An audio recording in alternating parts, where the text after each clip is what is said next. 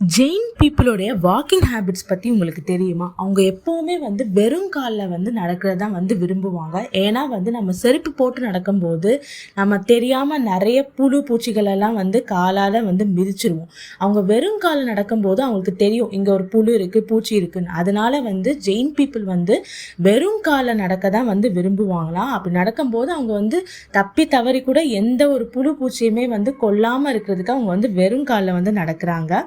அதே மாதிரி நான் ஜெயின் பீப்புளை பார்த்துருக்கேன். ஒரு சில பேர் தன்னோட முகத்தை ஒரு துணியால் மறைச்சிக்கிட்டு இருப்பாங்க. ஏன் அப்படின்னா இந்த காற்றுல நிறைய குட்டி குட்டி உயிரினங்கள் இருக்குது. அந்த காற்றை நம்ம சுவாசிக்கும் போது அந்த உயிரினங்கள் உள்ளே போய் இறந்து போயிடக்கூடாதுங்கிறதுக்காக நிறைய பேர் தன்னோட முகத்தை இந்த மாதிரி மூடிட்டு இருப்பாங்க ஜெயினிஸ் பீப்புள்.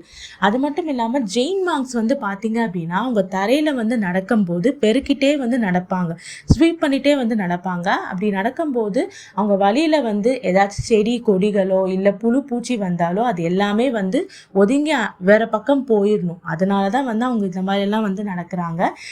பியூரா ஜெயினிசம் ஃபாலோ பண்றவங்க இந்த மாதிரி தரையை பெருக்கிட்டே போவாங்க. நான் அதை பார்த்துருக்கேன் நேர்லே, நீங்க கூட பார்த்துருப்பீங்க.